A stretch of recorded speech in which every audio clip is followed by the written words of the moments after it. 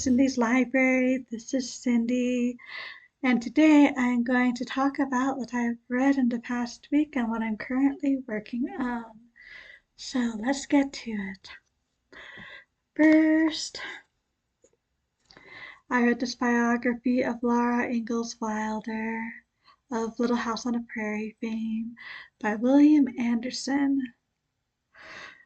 And she had quite an interesting life, especially at least in part because she lived for so long, because she lived until 90. So I believe she died sometime in the 1950s, which is amazing to say the least.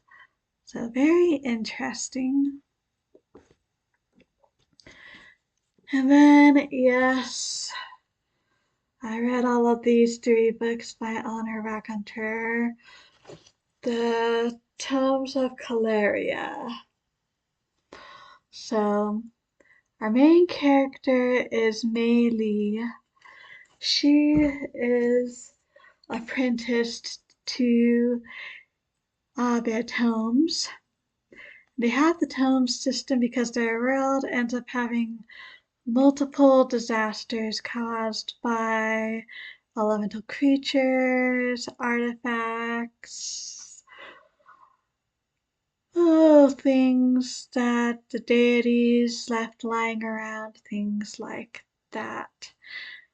And, well, yes, you can seal them if you have enough power and know how to, magical power, I should say. Well, seals don't last forever. And so the tomes are in charge of the records detailing all of these disasters and how to deal with them. Well, is it Overreach? I think that's what the city is called, where Meili and her master are situated at the beginning, and that's where apparently the records are kept.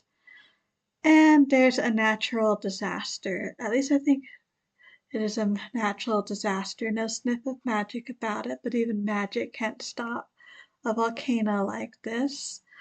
So, not good.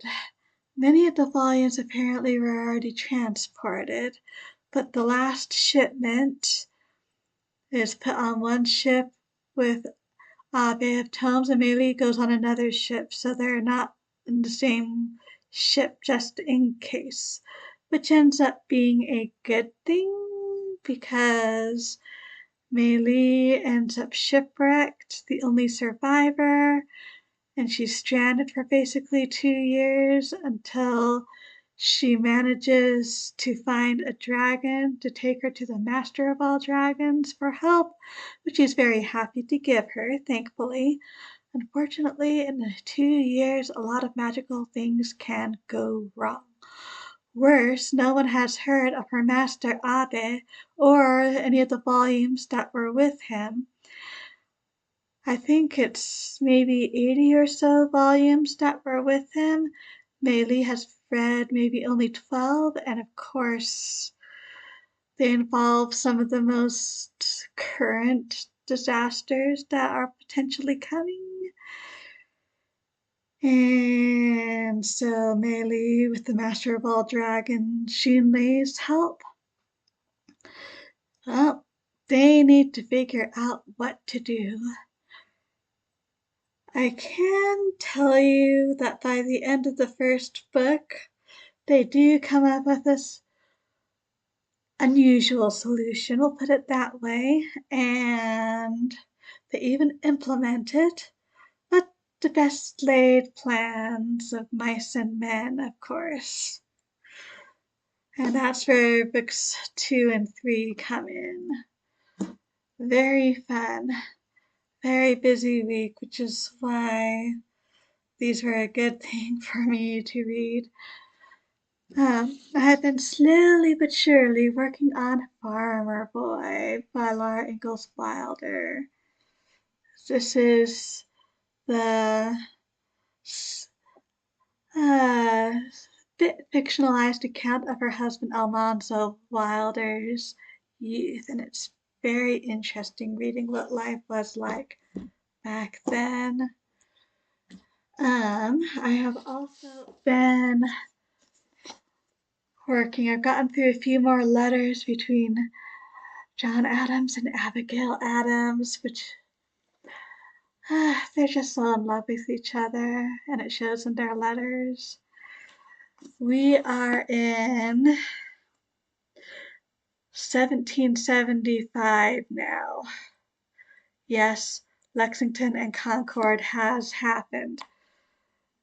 John is at the Second Continental Congress right now, hence why there's so many letters at the moment. I also started On the Way Home by Laura Ingalls Wilder. So, the Wilders lived in DeSmet, Dakota for some time. I mean, that's where the Ingalls ended up landing, so that makes sense. But after multiple crop failures and other issues, they decided to move, and they decided to move to Mansfield, Missouri. And so this is Laura's diary of that trip, moving from the Dakotas to Missouri. So this would work for epistolary January as well, since it's a journal. And sadly, I didn't get to John Adams by David McCullough. I haven't made any progress on Dalby and Sons. It is, I almost never have the problem of reading block. But what I read sometimes is another matter. And sometimes with everything else, especially studying for archival stuff right now, I don't always have the mind to work on things like John Adams or Dobbie and Sons, which is most sad. But we will do what we can. We'll see if I can't do at least a little in one of these every day anyway this week. I also don't have anything in the evenings, I think, which will be helpful. And after that, I am thinking I may need to go back to detective fiction for a fun read when I'm not reading Farmer Boy. So I think I'll continue with Dorothy Sayers' reread, and Natural Death is up next. So that is what I have finished. That is what I'm working on, and some ideas for the future. So how has your reading been going? I'd love to hear all about it down below. Thank you so much for stopping by. I truly do appreciate it. And I hope we all stay safe and healthy. And as always, happy reading.